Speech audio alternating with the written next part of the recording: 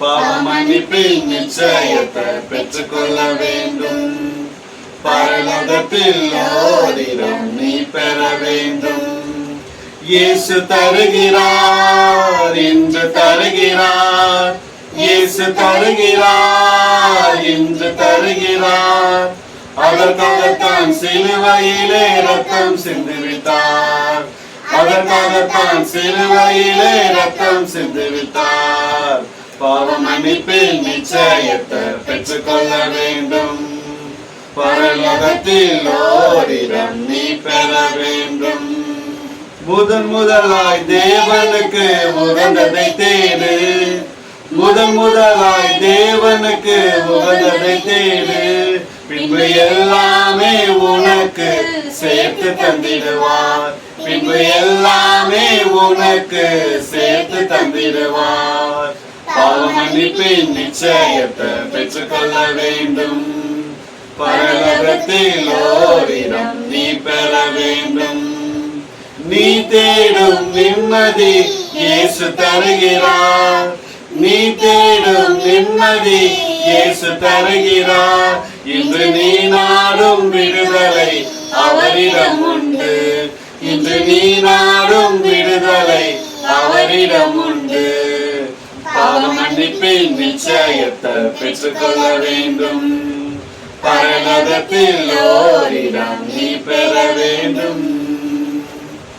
வருத்தப்பட்டு பாரங்கள் சுமக்கின்ற மகனே, வருத்தப்பட்டு பாரங்கள் சுமக்கின்ற மகனே, நீ வருவாயா இயேசு என்று வாழ்வு தந்திடுவார்.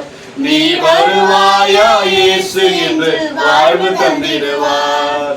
பாவ மன்னிப்பின் நிச்சயத்தை பெற்றுக்கொள்ள வேண்டும்.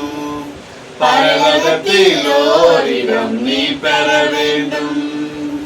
ரத்தம் சிந்துதல் இல்லாமல் பாவ மன்னிப்பில்லை. ரத்தம் சிந்துதல் இல்லாமல் பாவ மன்னிப்பில்லை. இயேசு ராஜா நாமம் இல்லாமல் ரட்சிப்பும் இல்லை. இயேசு ராஜா நாமம் இல்லாமல் ரட்சிப்பும் இல்லை. பாவ மன்னிப்பின் நிச்சயத்தை பெற்றுக்கொள்ள வேண்டும். பரலோகத்தில் ஓரிடம் நீ பெற வேண்டும். பாவ மன்னிப்பின் நிச்சயத்தை பெற்றுக்கொள்ள வேண்டும். பரலோகத்தில் ஓரிடம் நீ பெற வேண்டும். இயேசு தருகிறார், இன்று தருகிறார். இயேசு தருகிறார், இன்று தருகிறார். அதற்காகத்தான் சிலுவையிலே ரத்தம் சிந்திவிட்டார். அதற்காகத்தான் சிலுவையிலே ரத்தம் சிந்திவிட்டார். பாவ மன்னிப்பின் நிச்சயத்தை பெற்றுக்கொள்ள வேண்டும். பரலோகத்தில் ஓரிடம் நீ பெற வேண்டும்.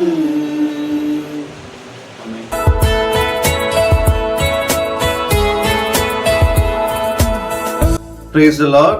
உங்க எல்லாரையும் மறுபடியுமாக இந்த வீடியோ மூலியமாக சந்திப்பதில் ரொம்ப சந்தோஷம், மகிழ்ச்சி. இந்த வாரமும் கூட கர்த்தருடைய வார்த்தையை நீங்க கேட்க போறீங்க. நான் விசுவாசிக்கிறேன் தொடர்ந்து ஒவ்வொரு வாரமும் கர்த்தருடைய வார்த்தையை நீங்க கேட்டுட்டு வரீங்கன்னு சொல்லிட்டு இந்த வாரமும் கூட உங்களோடு கூட ஆண்டவருடைய வார்த்தையை பகிர்ந்து கொள்ளும்படிக்கு வந்திருக்கிறேன். எல்லாரும் எப்படி இருக்கிறீங்க? நல்லா இருக்கிறீங்களா? எல்லாரும் உங்க ஹெல்த் எல்லாம் எப்படி இருக்கு? தொடர்ந்து கர்த்தருக்குள்ள பலப்படும்படிக்கு ஒவ்வொரு நாளும் வார்த்தைகளை கேட்டுக்கொண்டிருப்பீங்க. அதன் தலைப்பாக இன்றைக்கு ஒரு புதிய தலைப்பு என்னன்னா, ரட்சிப்பின் வழி என்பதுதான் இன்றைக்கு நமக்கு கொடுக்கப்பட்டுள்ள ஒரு தலைப்பு. ரட்சிப்பின் வழி. ரட்சிப்பின் வழி என்று சொல்றதுக்கு முன்பதாக பொதுவான ஒரு வார்த்தை வழின்னு பார்க்கும் பொழுது, ஒரு இடத்துக்கு நீங்க புறப்பட்டு போறீங்க அப்படின்னா, வழி தெரியாத இடத்துக்கு புறப்பட்டு போறீங்கன்னா முதல்ல என்ன பண்ணுவீங்கன்னா, அந்த இடத்துக்கு போனவங்க கிட்ட கேட்டு தெரிஞ்சுப்பீங்க. இல்லைன்னா நம்ம கூகுள் மேப்பை போட்டு வழிகளை தெரிஞ்சுக்குவோம். இதுதான் நம்ம ஒவ்வொரு இடத்துக்கு செல்றதுக்கு சில வழிமுறைகள் இருக்கு. நான் இங்கேருந்து வேலூருக்கு புறப்பட்டு போகிறேன் அப்படின்னா, நான் எங்கேருந்து எங்கே ட்ராவல் பண்ணேன், எந்த பஸ் எடுக்கணும்னு சொல்லிட்டு சில ஸ்டெப்ஸ் நமக்கு கொடுக்கப்படுது. வீட்டிலேருந்து ஸ்ட்ரெயிட்டாக போகிறதுக்குன்னு இல்லை, நம்ம ஒவ்வொரு ஊரை கடந்து நாம் போகக்கூடிய சூழ்நிலை இருக்கு. இப்படி பொதுவாக இடத்துக்கு போகும்போது இவ்வளோ விதமான வழிகள் நம்ம கடந்து போகிறோம். அதே போல் ரட்சிப்புக்கும் ஒரு சில வழிகள் இருக்கு. அதை யாரு கண்டுபிடிச்சு போவானா, யாருக்கு அந்த முக்கியத்துவம் தெரியுது, யாருக்கு ரட்சிப்பு என்பத வார்த்தை புரியுது, ரட்சிப்பு அப்படின்னா என்ன, அதை நான் பெற்றுக்கொள்ளணுன்ற வாஞ்சை யாருக்கு இருக்கோ அவங்க தான் அந்த வழியை அறிந்து கொள்ள முடியும், புரிந்து கொள்ள முடியும், தெரிந்து கொள்ளவும் முடியும். அந்த வழிக்கு போக முடியாதவங்க, இப்போ நான் அந்த ஊரை பற்றே கேள்விப்படல, அந்த ஊருக்கு போகிறதுக்கு எனக்கு இஷ்டமே இல்லை அப்படின்னா நான் யார்கிட்டையும் கேட்கவும் மாட்டேன், தெரிஞ்சுக்கவும் மாட்டேன், அது எனக்கு நாட்டமே இல்லை. அதுவே அந்த ஊரை பற்றி நான் தெரிஞ்சுக்கிட்டேன், அந்த ஊரில் இந்தந்த விசேஷம் இருக்குது, அங்கே போனால் நிறைய டூரிஸ்ட் ஸ்பாட் இருக்குது, நிறைய சில காரியங்கள் தெரிஞ்ச உடனே நான் அங்கே போகிறதுக்கு மனம் இயங்கும் போது நான் கேட்பேன் ஆட்டோமேட்டிக்காக, அந்த இடத்துக்கான வழி எப்படிங்க போகணும், எவ்வளோ கிலோமீட்டருங்க, பஸ்ஸில் போகணுமா, ட்ரெயினில் போகணுமா, இல்லை எப்படி போகணும்னு சொல்லிட்டு நம்ம ஒரு பிளான் போடுவோம். அதே போல் ரட்சிப்பின் வழி என்பது நம்ம வாழ்க்கையில் ரட்சிப்பின் வழியோட முடிவு தான் பரலோகம். ரட்சிப்பு தான் ஒரு ஹெவனுக்கு போகிறதுக்கான ஒரு கேட்வேனா, அது ரட்சிப்பு தான். சரியா? இப்போ அந்த வகையில் உங்களுக்கு ஈஸியாக புரிஞ்சுருக்கன்னு நினைக்கிறேன். இப்போ அந்த ரட்சிப்பின் வழியை குறித்து தான் நாம் இன்றைக்கு ஒரு சில வசனங்களோட கூட தியானிக்க போகிறேன். ரட்சிப்பின் வழி, இதுக்கு ஆதாரமாக ஒரு சில வசனங்கள் நான் எடுத்திருக்கிறேன். ஒரு 5 ஸ்டெப்ஸை நான் எடுத்து பேச போகிறேன். முதலாவது, ரட்சிப்பு யாருக்கு? ரட்சிப்புன்னு பேசுறீங்களே, ரட்சிப்புக்கான அர்த்தம் என்னங்க அப்படின்னு ஒருவேளை சில பேர் புதுசாக இந்த வீடியோவை பார்த்துருக்கலாம், இல்லை கிறிஸ்தவர்கள் அல்லாதவர்களும் இந்த வீடியோ பார்த்துட்டு இருக்கலாம். ரட்சிப்பு என்பது உங்களுக்கு புதுசாக இருக்கும். ரட்சிப்பு என்பது ஒன்றுமல்ல, ரட்சிப்பு என்பது காப்பாற்றப்படுதல், மீட்கப்படுதல் என்று அர்த்தம். எதிலிருந்து காப்பாற்றப்படுறது, எதிலிருந்து மீட்கப்படுறது என்று ஒரு கேள்வி வரும். எதிலிருந்து காப்பாற்றப்படணும், எதிலிருந்து மீட்கப்படணும்னா பாவத்திலிருந்து, சாபத்திலிருந்து, அக்கிரமத்திலிருந்து, நோயிலிருந்து, துக்கத்திலிருந்து, இப்படி நிறைய காரியங்கள் சொல்லிக்கொண்டே போகலாம். இதுல வேதத்துல நிறைய வசனங்கள், ஆதாரங்கள் இருக்கு. சரி, அப்போ நாம இப்போ ஒரு மனுஷங்கிட்ட நீ நல்லவனா கெட்டவனா ஆபியஸா என்ன சொல்லுவாங்க, நல்லவன் அப்படின்னு மோஸ்ட்லி சில பேர் சொல்லுவாங்க. ஆனா வேதத்தை எடுத்து வாசிக்கும் போது தான் தெரியும் ஒரு மனுஷன் எப்படிப்பட்டவன் என்பதை. யார் வேதத்தை வாசிக்கிறாங்களோ அவங்களுக்கு தான் நாம யாரு, நான் யாருன்றதை புரிந்து கொள்ள முடியும். சரி, இன்றைக்கு வேத வசனம் என்னெல்லாம் சொல்லுது? ரட்சிப்புக்கான வழினா எப்படி, மனுஷனுடைய வாழ்க்கை எப்படி, மனுஷன் உண்மையாலே பாவம் நிறைந்தவனா இல்லை பாவம் இல்லாதவனா, யாரு பாவி இல்லை, எந்த ஜனம் பாவமான ஜனம், எந்த பட்டம் பாவம் இல்லாத ஜனம், அப்படிலாம் நிறைய விதமான கேள்விகள் உங்க ஹிருதயத்துல இருக்கலாம். ஆனா வேதத்துல என்ன சொல்லப்பட்டிருக்கு, நம்ம கரத்துல கொடுக்கப்பட்டுள்ள கர்த்தருடைய வார்த்தை, அதுதான் பரிசுத்த வேதாகமம், இப்படியாக வசனங்களை சொல்லுது. மனுஷன் என்பவன் யார் அப்படின்னா அவனுடைய சுபாவம் எப்படிப்பட்டது, அவன் நிலைமை எப்படிப்பட்டதுன்னு சொல்லிட்டு நமக்கு ஆதாரமா வசனத்தை நான் சொல்றேன். ரோமர் 3ஆம் அதிகாரம் 23ஆம் வசனம். புதிய ஏற்பாடுல பவுல் ரோமருக்கு எழுதின நிருபத்துல நான் வாசிக்க போறேன். மனுஷனுடைய நிலைமை எப்படிப்பட்டது. இன்றைக்கு நாம பார்க்கக்கூடிய ஃபுல் சப்ஜெக்டும் ஃபுல் விதமான ஸ்டெப்ஸும் எதுல இருந்து வருதுன்னா ரோமர் புத்தகத்துல தான் நான் எடுத்திருக்கிறேன். இதை நான் வாசிக்கிறேன். ரோமர் 3ஆம் அதிகாரம் 23ஆம் வசனம். எல்லோரும் பாவம் செய்து தேவ மகிமையற்றவர்களாகி, எல்லோரும், அதாவது பூமியில பிறந்த ஒவ்வொரு மனுஷனும் எல்லாரும் எப்படி ஆயிட்டோமா, பாவம் செய்து தேவ மகிமை அற்றவர்களாகி. இது புதுசா இருக்கும். இது எப்படி எல்லா மனுஷனும் பாவம் செய்ய முடியும்? தேவ மகிமைன்னு சொல்றீங்களா? தேவ மகிமையை எப்ப நான் பெற்றுக்கொண்டிருக்கிறேன், இதற்கு எனக்கு அப்படிப்பட்ட உணர்வே இல்லையே அப்படின்னு நினைக்கலாம். அதுக்கு இன்னொரு வசனமும் நான் உங்களுக்கு சொல்ல விரும்புறேன். ரோமர் 5ஆம் அதிகாரம் 12ஆம் வசனத்தையும் எடுத்து வாசிங்க. அதுலயும் சொல்லப்பட்டிருக்கு, இப்படியாக ஒரு மனுஷனாலே பாவமும் பாவத்தினாலே மரணமும் உலகத்திலே பிரவேசித்தது போலவும் எல்லா மனுஷரும் பாவம் செய்தபடியால் மரணம் எல்லோருக்கும் வந்தது போலவும் இதுவும் ஆயிற்று. ஒரு மனுஷனால பூமி முழுவதும் பாவமாச்சான். யார் அந்த மனுஷன்? அது எப்படி அந்த மனுஷனுடைய பாவத்தின் நிமித்தம் பூமி ஃபுல்லா சபமாச்சு அப்படின்னு கேள்வி இருக்கலாம். அந்த மனுஷன் வேற யாரும் இல்லை, ஆதாம். முதல் மனிதனாகிய ஆதாம், பூமியில உண்டாக்கப்பட்ட முதல் மனிதனாகிய ஆதாம். அவன் கர்த்தர் அவனை படைக்கும் பொழுது அவன் முழுமையாக தேவ மகிமையோடு கூட அவன் படைக்கப்பட்டான். ஆனா கர்த்தருடைய வார்த்தைக்கு கீழ்ப்படியாம போன நிமித்தமாக அவங்க தேவ கோபத்துக்கு ஆளானாங்க. அப்போ அவங்க மேல மூடிருந்த தேவ மகிமை இழந்து அவங்க பாவத்தை சுமக்கிற ஜனங்களாய், மனிதனாய், மனுஷியாய் ஆதாமும் ஏவாளும் மாறினாங்க. அதுக்கப்புறம் பூமியில பிறக்கிற ஒவ்வொரு பிள்ளைகளுமே எல்லாருமே எப்படி ஆயிட்டாங்கன்னா பாவத்துக்கு பிறக்கிறவங்களா ஆயிட்டாங்க. அதுதான் சங்கீதக்காரன் சொல்லுவாரு, என் தாய் என்னை பாவத்துல கர்ப்பம் தெரித்தாள் என்று சொல்லப்படுது. அப்போ பூமியில பிறக்கிற ஒவ்வொரு குழந்தையும் பாவத்துல தான் பிறக்குது. பிறக்கும் போது ஒரு குழந்தை பாவியா தான் பிறக்குது. இதுதான் வேதத்துல கொடுக்கப்பட்டுள்ள சத்தியம். இப்போ நமக்கு நல்லா புரிஞ்சிருச்சு, நம்ம பூமியில பிறக்கிற ஒவ்வொரு மனுஷனும் பாவி. அப்போ நமக்கு பாவம் என்கிற ஒரு தோஷம் இருக்கு. இப்போ இந்து சகோதரர்கள் மத்தியில் பார்த்தோன்னு வச்சுங்களேன், இந்த கல்யாண வரன் தேடும் போதெல்லாம் சில பேர் சொல்லுவாங்க, ஏன் கல்யாணம் லேட் ஆகுது அப்படின்னு சொன்னாங்கன்னா, எனக்கு சில தோஷங்கள் இருக்கு, அந்த தோஷம் போனால் தான் கல்யாணம் ஆகும்னா சொல்லுவாங்க. அதற்கு சில பரிகாரம்லாம் பண்ணணும், இதை பண்ணணும், அப்போ தான் எனக்கு இதெல்லாம் சரியாயிட்டு நான் எனக்கு நல்லா அவங்களுடைய நம்பிக்கை வழிபாடுகள் அப்படி இருக்கு. ஆனா இங்க சொல்லப்பட்டிருக்கிறது ஒரு பாவம் என்ற ஒரு தோஷம், அதாவது அது ஒரு நன்மையை பெற்றுக்கொள்ளக்கூடாதது, இல்ல தடங்களை செயல்படக்கூடியது, ஒரு விதமான துக்கத்தை வர வைக்கக்கூடியது எடுத்துக்கலாமே. அப்போ எல்லா மனுஷனும் இந்த பாவம் அவனை தேவ மகிமையை அற்றவர்களாக வைத்திருக்கு. இதுக்கு என்னங்க தீர்வு? அப்போ முதல் ஸ்டெப் என்ன? அதான் நான் சொன்னேன், முதல் ஸ்டெப் என்னன்னா, எல்லாரும் பாவிகள், ஆல் ஹேவ் சின்ட். பூமியில பிறக்கிற எல்லாருமே பாவத்துல தான் பிறந்தோம், பாவிகளா தான் இருக்கும். அப்ப பாவத்துல பிறந்த நாம பாவத்திலேயே மறிக்கணுமாங்க, இதுதான் கடவுளுடைய திட்டம்? அது இல்ல. அடுத்து இரண்டாவது ஸ்டெப்பு முக்கியமானது. இந்த பாவத்தின் முடிவு என்ன அப்படின்னு பார்த்தா மரணம். அதாவது நம்ம ஒவ்வொரு பாவத்துக்கும் தண்டனை இருக்கு. இப்போ நம்ம ஒரு குற்றவாளிக்கு அவனுடைய குற்றத்துக்கு ஏற்ற தண்டனை அரசாங்கம் கொடுக்குது. அப்போ பாவம் செய்த தண்டனை ஒன்றுன்றது எல்லாருக்குமே தெரியும். ஒரு சின்ன பிள்ளை தப்பு செஞ்சா கூட அடிக்கிறாங்க, ஏன்னா அது செஞ்ச பாவத்துக்கு தண்டனை. அப்போ ஒவ்வொரு பாவத்துக்கும் தண்டனை இருக்கு. வேதம் என்ன சொல்லுதுன்னு பார்க்கலாமா?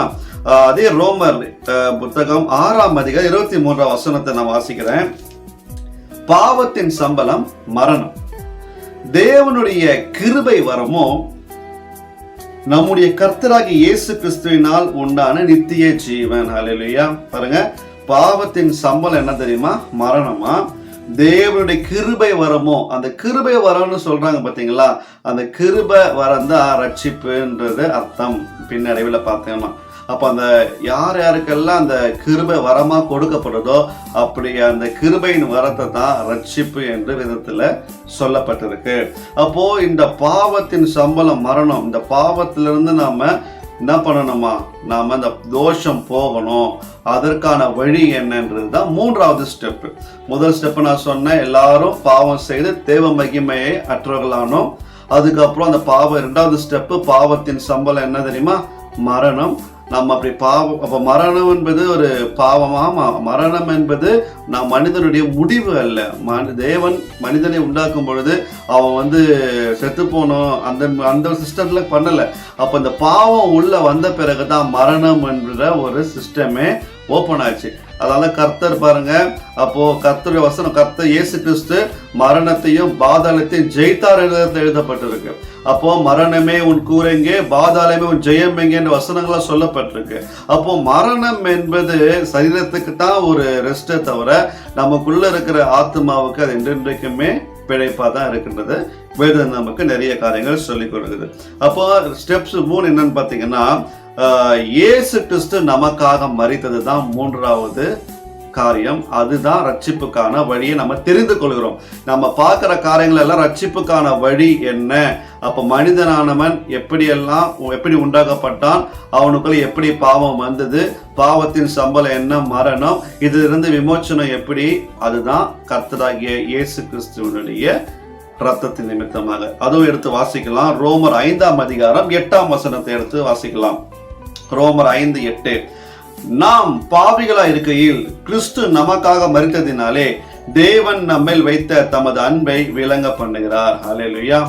நாம் பாவிகளா இருக்கையில் கிறிஸ்து நமக்காக மரித்ததினாலே தேவன் நம்மேல் வைத்த தமது அன்பை விளங்க பண்ணாரு. பார்த்தீங்களா, நம்ம எல்லாரும் பாவியா இருக்கிறோம். பாவியா இருந்த நமக்காக இயேசு கிறிஸ்து மரித்தார். ஹல்லேலூயா. ஏன் பாவத்துக்காக அவர் மரிக்கிறார்னா அது எவ்வளவு பெரிய அன்பு பார்த்தீங்களா. அப்போ நீங்க செய்யற தப்புக்கு நான் தண்டனை ஏற்றுக்கொண்டேன்னா உங்க கண்களுக்கு முன்பாக நான் எவ்வளவு பெரிய ஆளா இருப்பேன்.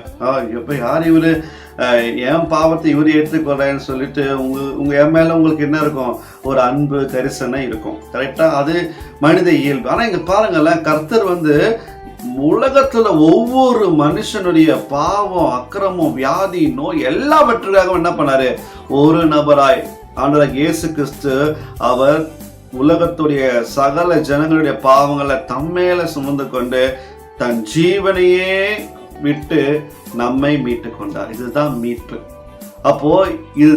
அப்போ நம்ம மீட்பு எதனால? ரத்தம் சிந்துதல் இல்லாமல் பாவம் மன்னிப்பு இல்லவே இல்லை.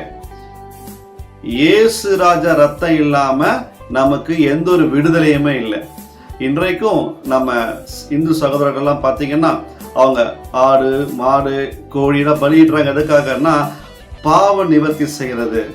இன்றைக்கு அவங்களுக்கு தெரியல. ஆனா 2000 வருஷத்துக்கு முன்பதாகவே உலகத்துடைய சகல பாவங்களையும் ஆண்டவராகிய இயேசு கிறிஸ்து சிலுவையில தன்னையே ஜீவ பலியாய் ஒப்பு கொடுத்து அந்த பாவ நிவாரணத்தை செய்து விட்டார். அவர் சிலுவையில நமக்காக எல்லாவற்றையும் செய்து முடித்து விட்டார். நாம செய்ய வேண்டிய அடுத்த காரியம் என்னன்னு தான் ஸ்டெப் 4ல நாம பார்க்க போறோம். அதுதான் நாம அறிக்கை செய்து அதாவது கன்ஃபஸ் அண்ட் பிலீவ். நாம் என்ன பண்ணணுமா, வாயினால் அறிக்கை செய்து அந்த விசுவாசத்தை நம்ம பெற்றுக்கொள்ளணுமா. ஹல்லேலூயா. இந்த வசனம் எங்க போடப்பட்டிருக்குன்னா அதே ரோமர் புத்தகம் 10ஆம் அதிகாரம் வசனம் 9-13 நான் வாசிக்கிறேன். ரோமர் 10ஆம் அதிகாரம் வசனங்கள் 9-13 வாசிக்கிறேன். ஏனென்றால் கர்த்தராகிய இயேசுவை உன் வாயினால் அறிக்கையிட்டு தேவன் அவரை மரித்தோரிலிருந்து எழுப்பினார் என்று உன் இருதயத்திலே விசுவாசித்தால் ரட்சிக்கப்படுவாய். அப்போ இந்த ரட்சிப்பு எதுல உண்டாகுதுன்னு பாத்தீங்களா, இயேசு கிறிஸ்துவுடைய அந்த உயிர்த்தெழுதலிருந்து தான் அந்த ரட்சிப்பு ஆரம்பமாகுது. இப்போ இன்னும் ஒரு வார்த்தை சொல்லணும்னா, உங்க இருதயத்துல நீங்க விசுவாசிக்கணுமா. கிறிஸ்தவ வாழ்க்கையே விசுவாசத்துல தான் ஆரம்பிக்குது. தேவன் ஒருவர் உண்டு என்று நாம விசுவாசிக்கணும். முதலாவதாக அந்த தேவன் யார் என்பதை நாம் அறிந்து கொள்ளணும். அவர் தான் ஆண்டவராகிய இயேசு கிறிஸ்து. அந்த ஆண்டவராகிய இயேசு கிறிஸ்து மனிதர்களுக்காக என்ன செய்தாரு அதை நீங்க விசுவாசிக்கணும். ஆமாங்க, அவர் எனக்காக ஜீவனை தந்தார், என் பாவ சாப அக்கிரமங்களை எல்லாம் அவர் சிலுவையில சுமந்து விட்டார், அவர் எனக்காக மரித்தாரு, எனக்காக அடக்கம் பண்ணப்பட்டாரு, எனக்காக 3ஆம் நாள் உயிரோடு எழுந்தாரு, எனக்காக சீக்கிரம் வரப்போறாருன்னு நீங்க விசுவாசிக்கிறீங்க பாத்தீங்களா. அதுதான் கிறிஸ்தவத்துடைய ரட்சிப்புக்கான ஒரு திறவுகோல்னு நான் சொல்லுவேன். ஏற்றுக்கொண்ட உடனே ஆண்டவரே உங்க ரத்தத்தினால தான் எனக்கு பாவ மன்னிப்பு உண்டு, உங்க ரத்தத்தால் என் பாவங்களை எல்லாம் கழுவுங்கப்பான்னு சொல்லி கடவுளுடைய சமூகத்துல போயிட்டு முழங்கால் பண்ணிட்டு சிலுவையை நோக்கி பார்த்து நீங்க கதறீங்க பாத்தீங்களா. அந்த உண்மையான கதலின் சத்தத்தை கர்த்தராகிய இயேசு கிறிஸ்து கேட்டு கிருபையை கொண்டு நம் பாவங்களை எல்லாம் மன்னிக்கிறாரு பாத்தீங்களா. அதுதான் கிருபை வரம், அதுதான் ரட்சிப்பு என்று சொல்லப்படுது. அப்படி என் பாவம் விலகின பொழுது எனக்குள்ள ஒரு சந்தோஷம் வரும் பாருங்களேன், அதுதான் ரட்சிப்பின் சந்தோஷம் என்பது. அப்போ இதுதான் ஒவ்வொரு வழி. அப்போ இன்றைக்கு கர்த்தராகிய இயேசு கிறிஸ்து பாருங்க, அவரை நம்ம என்ன செய்யணும் அப்படின்னா 13ஆம் வசனம், ஆதலால் கர்த்தருடைய நாமத்தை தொழுது கொள்கிற எவனும் ரட்சிக்கப்படுவான். ரட்சிப்பு என்பது கிறிஸ்தவர்களுக்கு மாத்திரம் இல்லைங்க, ரட்சிப்பு என்பது உலகத்துல இருக்கிற எல்லா மனுஷருக்கும் ரட்சிப்பு அவசியம். அந்த ரட்சிப்பை கொடுக்கிறவர் ஆண்டவராகிய இயேசு கிறிஸ்துவை தவிர வேறு ஒருவரும் இல்லை.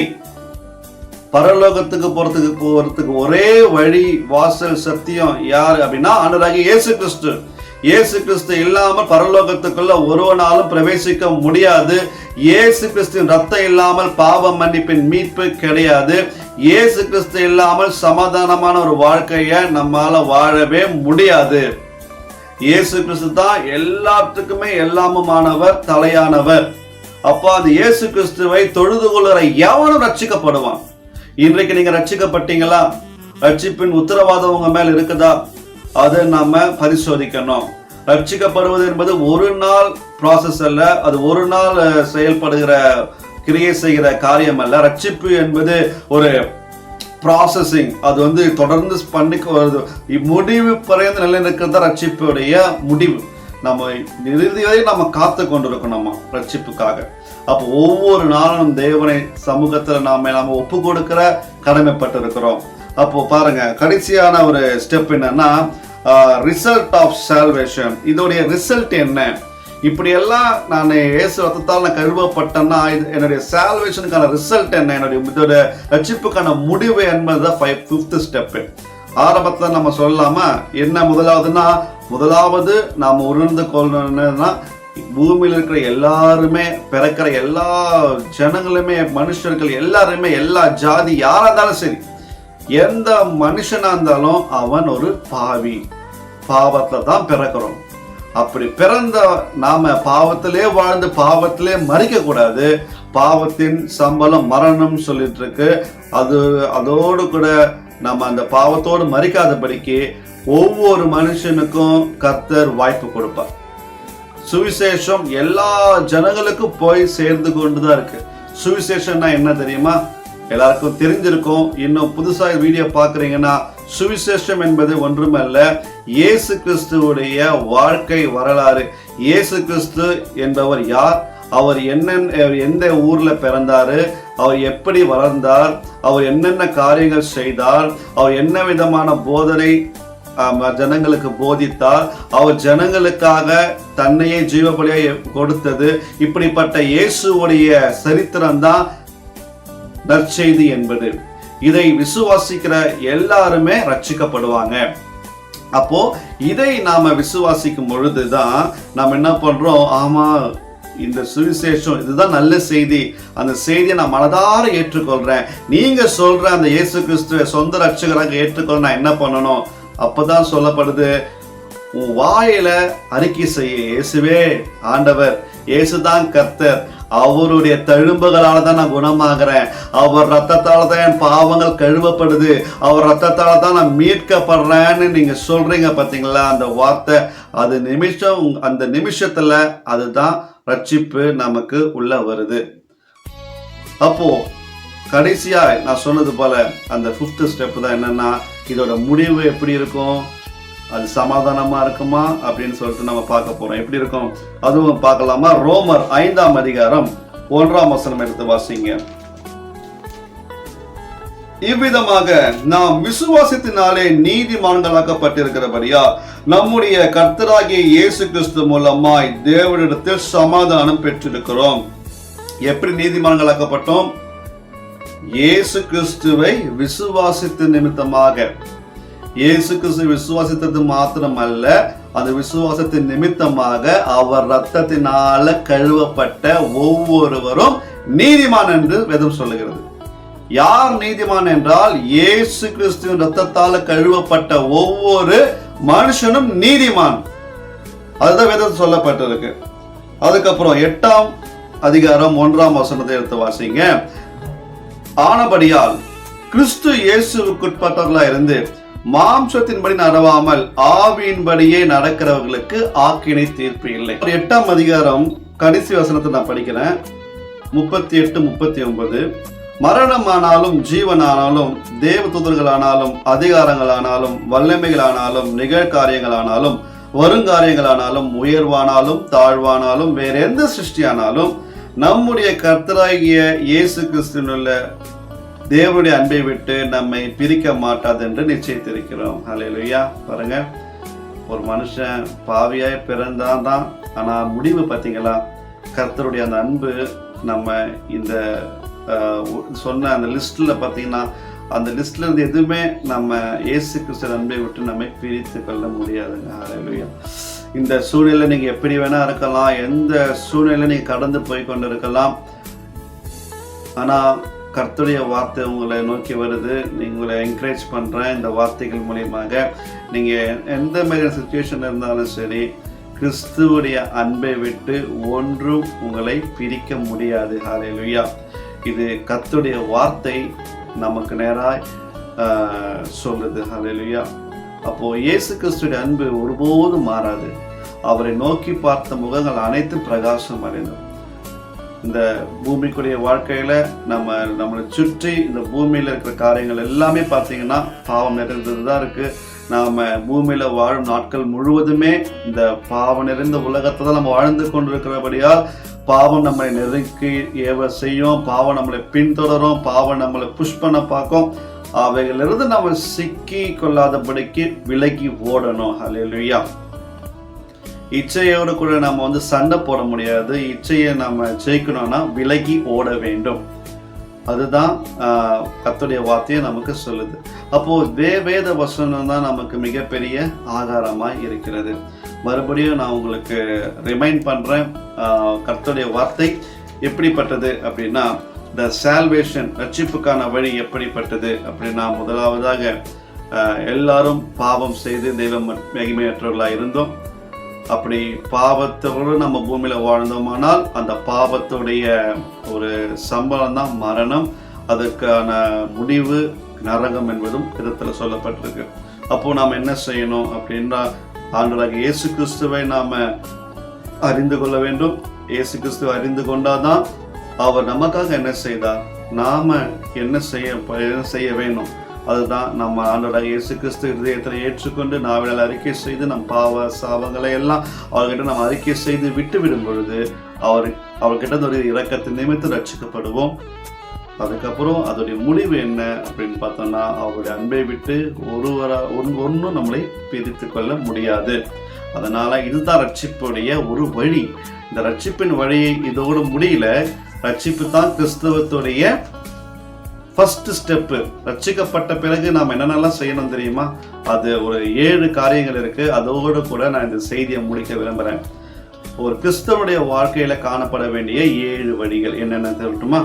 ரட்சிப்பு முதலாவதாக. அந்த ரட்சிப்பின் வழியை தான் நாம் இன்னைக்கு ஃபுல்லாகவே பார்த்துருக்குறோம். ரட்சிப்புனா என்ன, யார், ஒரு மனுஷனா என்ன, அவனுடைய முடிவு எப்படிப்பட்டதாக இருக்கணும், அவன் பூமியில் வாழும் பொழுது யாரை ஏற்றுக்கொள்ளணும், பாவம் எப்படி மன்னிக்கப்படணும், இப்படியெல்லாம் நம்ம பார்த்தோம். அதோடைய முடிவு தான் ரட்சிப்பு. ரட்சிப்பு கருத்து என்னதான்? ஞானஸ்தானம். 3வது ஆவியானவரின், பரிசுத்த ஆவியானவரின் அபிஷேகம். 4வது சுவிசேஷம் அறிவிக்கிற ஒரு வாழ்க்கை. 5வது வேறு பிரிக்கப்பட்டு வாழுகிற ஒரு வாழ்க்கை. அதுக்கப்புறம் அனுதின விசுவாச வாழ்க்கையை ஒரு கிறிஸ்தவன் வாழ வேண்டும். 7வது முடிவு பரியந்தம் நம்ம பெற்றுக்கொண்ட ரட்சிப்பில் நிலைத்து நிற்பது தான் முடிவு பரியந்தம் நிலைத்து நிற்பது.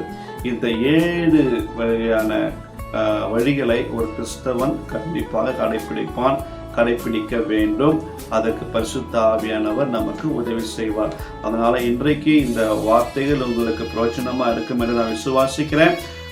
தொடர்ந்து ஒவ்வொரு வாரமும் கர்த்தருடைய வார்த்தையை கேளுங்க. கர்த்தருடைய வசனத்தில் அதிகமாய் காத்துடுங்க. கர்த்தர் உங்களையும் உங்கள் குடும்பத்தையும் அனைவரையும் ஆசீர்வதிப்பாராங்க. நம்ம கண்களை மூடி ஒரு சிறு ஜெபம் செய்யலாமா? பரிசுத்தமுள்ள எங்கள் நல்ல தேவனே, இந்த ஓய்வு நாளுக்காக நன்றியோடு நாங்கள் துதிக்கிறோம், ஸ்தோத்திரிக்கிறோம். தகப்பனே, நாங்கள் இருப்பதும் நிர்மூலமாகாதிருப்பதும் உங்களுடைய சுத்த கிருபை என்று நாங்கள் அறிந்திருக்கிறோம். அப்பா ஆண்டவரே, அப்பா நாங்கள் எல்லாரும் பாவம் செய்து தேவ மகிமையற்றவர்களா இருந்த எங்களை நோக்கி தான்ப்பா நீங்க இறங்கி வந்தீங்க. அப்பா எங்களை மீட்கும்படி இறங்கி வந்த தேவனே, உமக்கு நாங்கள் நன்றி செலுத்துகிறோம். எங்களை இம்மட்டுமாய் பாதுகாத்த கிருபைகளுக்காக உமக்கு ஸ்தோத்திரம். நன்றி அப்பா. அப்பா இயேசு கிறிஸ்துவே, இன்றைக்கு ரட்சிப்புக்கான வழியை என் ஜனங்கள் யாரும் அறிந்து கொள்ளும்படிக்கு கிருபை செய்தருளும். ஆண்டவர், ரட்சிப்பு தான் கிறிஸ்தவத்துடைய முதல் அப்பா ஸ்டெப் என்பதை நாங்கள் அறிந்திருக்கிறோம். அப்பா ஆண்டவரே, ரட்சிப்பின் பரிபூரணத்தை அடைந்து அப்பா வேதத்தில் சொல்லப்பட்டது போல பூரண புருஷர்களாய் வாழ, வளர்ச்சி அடை, கிறிஸ்தவ வாழ்க்கையில வளர்ச்சியை காண கர்த்தர் கிருபை செய்வீராக. ஆமா ஆண்டவரே, தேவனே, நாங்கள் அப்பா இந்த பூமியில வாழ்ந்தாலும் கூட அப்பா இந்த பூமியில இருக்கிற ஆசை, இச்சைகள், பாவங்கள் எங்களை தொடராதபடிக்கு நாங்கள் இவங்களை எல்லாம் உதறி தள்ளிவிட்டு சிலுவையை நோக்கி நாங்கள் ஓட கிருபை செய்தருளும். பரிசுத்த ஆவியானவரே, உண்மை நாங்கள் விசுவாசிக்கிறோம். பரிசுத்தமான ஒரு வாழ்க்கையை வாழ எங்களுக்கு உதவி செய்யும். இதோ செய்தியை கேட்ட இதோ வார்த்தையை கேட்டுக்கொண்டிருக்கிற ஒவ்வொரு மேலும் பரிசுத்த ஆவியனுடைய அபிஷேகம் கடந்து வரட்டும். பரிசுத்த ஆவியனுடைய ஐக்கியத்தில் நாங்கள் பலன் அடையும்படியாய் விரும்புகிறோம். இயேசு கிறிஸ்துவுடைய தூய அன்பில் நிலைநிற்கவும் பிதாவின் சித்தத்தை நாங்கள் செய்து முடிக்கவும் கர்த்தர் கிருபை செய்தருளும். தேவனே, தொடர்ந்து உடைய வல்லமையுள்ள கருத்திற்குள்ள எங்களை ஒப்புக் கொடுக்கிறோம். இன்றைக்கு ரட்சிப்பை பெற்றுக்கொள்ளாதபடிக்கு இந்த ரட்சிப்பின் வழியை அறியாத நிறைய ஜனங்கள் வெளியே இருக்கிறாங்கப்பா. அவளுக்கு நாங்கள் போய் சொல்லணும், அப்பா ரட்சிப்பிற்கான வழியை நாங்கள் வழி காட்டணும் ஆண்டவரே. பரலோகத்துக்கு போறதுக்கான வாசல் இயேசு கிறிஸ்து தான். அதற்கான வழியை நான் சொல்றேன், வான்னு நாங்கள் கூட்டிட்டு போகணும் ஆண்டவரே. கர்த்தராகிய இயேசு கிறிஸ்து நாங்கள் எப்படி ருசி பார்த்தோமோ அதே போல என் ஜனங்கள் யார் ருசி பார்க்கும்படி நாங்கள் விரும்புகிறோம் கர்த்தாவே.